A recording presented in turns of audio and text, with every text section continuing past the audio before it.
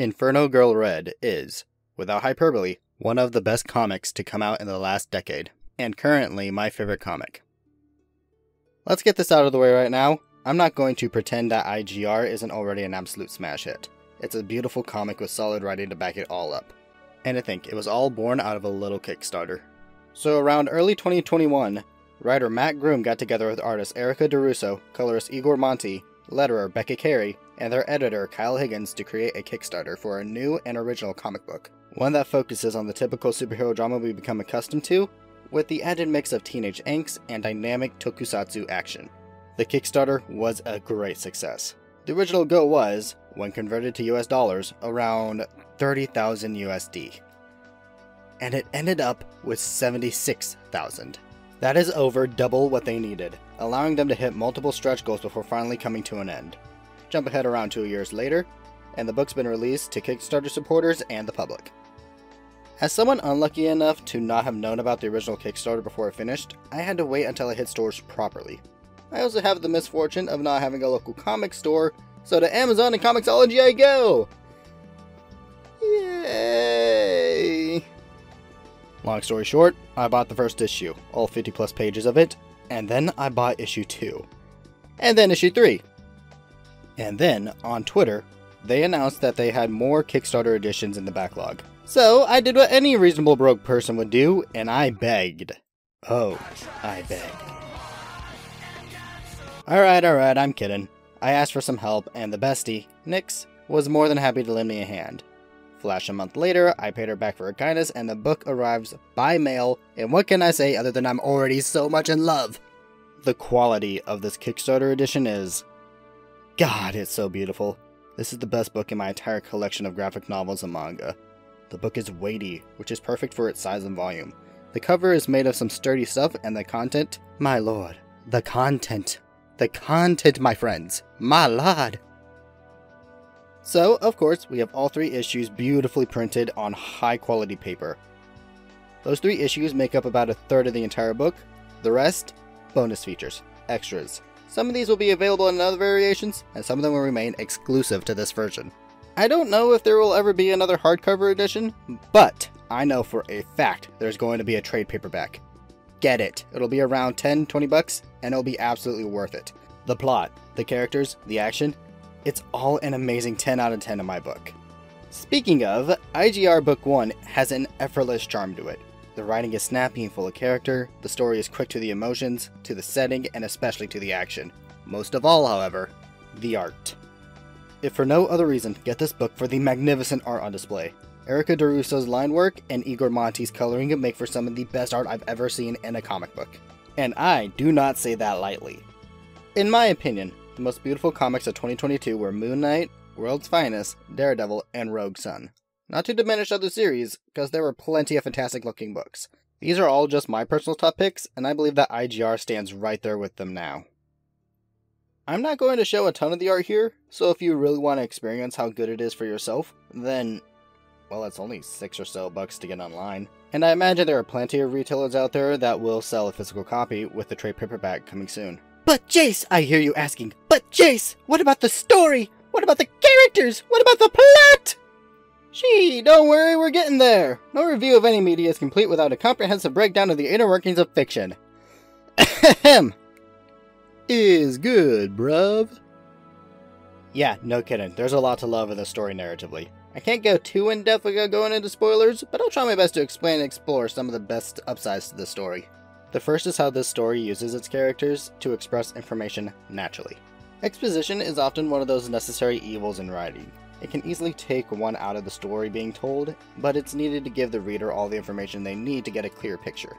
A few good ways to minimize exposition's downside is to tie it to the characters or have it be told in interesting ways. And I feel that both those techniques are used in the story to significant effect. Just pay attention to the dialogue and specific scene choices early on, and you'll get what I mean. It's the kind of storytelling that keeps readers engaged, despite it boiling down to exposition that needs to be said. We learn a lot about Cassie, our main character, and her mother through this first scene, and a ton about their world through more visual means. It's especially important with Cassie and her mother, since the story revolves around them and their relationship with each other. In my opinion, this does everything a good opener needs to do in new comics. with later scenes introducing the primary setting, prevalent side characters, and a glimpse at the central conflict. Oh, but the best part?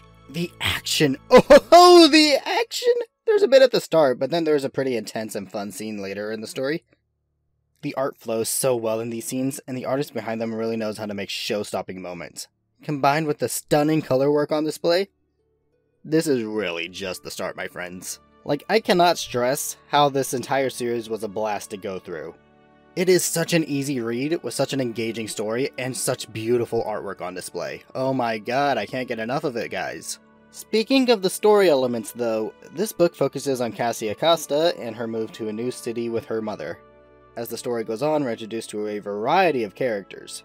Sadly, very few of them are really important right now, though I'm sure that when book 2 comes around, we'll get a deeper dive into the extended cast. For now, all we need to focus on is Cassie Acosta, Anna Acosta, Harriet, Janine Caro, and our main villain, the Griffin. To go in reverse order, Suave from Rogue Sun now has steep competition as my favorite villain in the Massiveverse. The Griffin is... man, he's just so cool! He's strong, intelligent, and kinda even quippy, in a demented nihilistic sort of way. He's an arrogant son of a bitch who always acts like he's in control. Mostly cause he always is in control.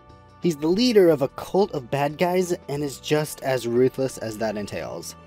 Though, I think his most endearing aspect as a villain is just the sheer personality that oozes from him. The specific dialogue choices for him go a long way in making him such a fascinating and memorable character. From the way he talks to the way he moves and fights, all of it is so wonderfully conveyed. And, well, he is a new favorite for a reason. Then we have Janine Caro, and admittedly, I'm mentioning her because she's probably going to be really important in the future, rather than being important right now in the current story. She shows up just often enough with something important to say to Cassia to warrant mentioning her, but that's pretty much it for now. Next up is Harriet, and she serves the role of Cassia's grounded best friend. She's totally the kind of girl that believes in zodiac signs, crystals, all that good stuff. A modern hippie at her finest, Harriet is comforting and calm. Cassie goes through some shit in these 3 issues, and despite only knowing her for like a few days at most, Harriet is ready and able to assist. She provides the levity and level-headedness we, and Cassia, need throughout the story. Oh, but of course, when we have one character with their feet on the ground, we need another with their head in the clouds. Meet Anna Acosta, the biggest Inferno Girl Red fangirl you've ever seen. Mostly because she used to work with the original IGR back in her reporter days. Now, I know that sounds like a spoiler, but it's information we get introduced to on the first page, so don't worry, we still ballin' on the no spoiler part. Anywho, I love Anna. She is nice, supportive, loving, and is willing to live in a car if it meant giving Cassia a chance at an amazing life. In fact, it is Anna's relationship with her daughter that is the emotional core of the entire story. She's arguably the most important character in the comic, and the growth and development she gives Cassia are what makes this comic so amazing. But now, my friends, now it is for the fave, Cassie Acosta herself! I will say though, she does kind of ride the line of your everyday good kid protagonist, while also being one of the most intriguing characters in the Massiveverse. It is a very thin line, and depending on how you read things, I can understand thinking she's a bit too much on the generic side. Personally, I don't think that. To me, Cassia has just enough to distinguish herself in both design and personality to make her stand above and beyond. In the same way I value Nathan's character in Radiant Black for his financial and creative struggles, as well as Dylan's struggles with self-worth and heroism in Rogue Sun, I value Cassia's desperation for normalcy and for things to make sense. Unlike many in the Massiveverse, Cassia is the first to outright reject her powers. It takes some pretty good convincing from Anna to get her on board with the whole superhero thing, and even then, it's clear her heart just isn't really into the actual superhero stuff. Like, yeah, she's going around beating up monsters and bad guys, but she's going through the motions and following her mother's lead for most part. Cassia is just not actively looking to be a hero.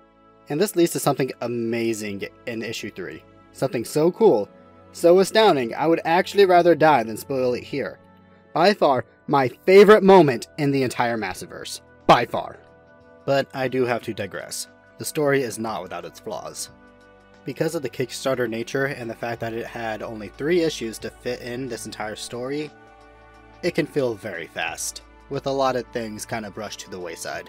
There's a decent amount of side characters who you know are going to be important to the story later on, but they just don't really have much of a presence here.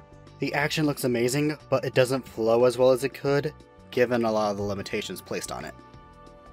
Lastly, there are two big reveals that I feel could have been reserved for later for greater impact for multiple reasons. Revealing them so early seemed wasteful to me. Personally though, I don't blame the writer or the team for these issues. They had the impossible job of putting a complete story arc into 3 issues of a comic. Extended issues, but still just 3 issues. Yet despite these problems that I have, I still consider Inferno Girl Red to be the best comic of 2023 so far. It's been months since I first grabbed the book, and I still cannot get over it. I mean, just look how beautiful it is! IGR has so much style, and I love the characters and the story, and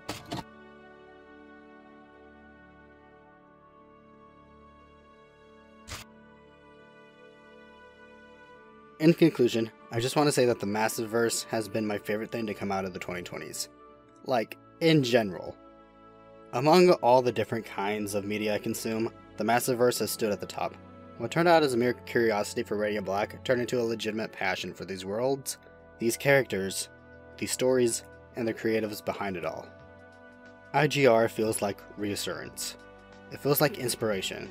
After waiting a year for it to be released and for it to be this good, I think it's indicative of the creatives behind this universe, of their passion for creating amazing comics and stories. I can confidently say that seeing these stories come so far in such a short amount of time to excellent results is inspirational. I love what these creators have made, and I'm excited to continue onward. Expect to see me at the next Kickstarter for IGR. And with that, I think we'll conclude this day's video. Until the next video, this has been your host, Jase, signing off. I'll catch you peeps in the next panel.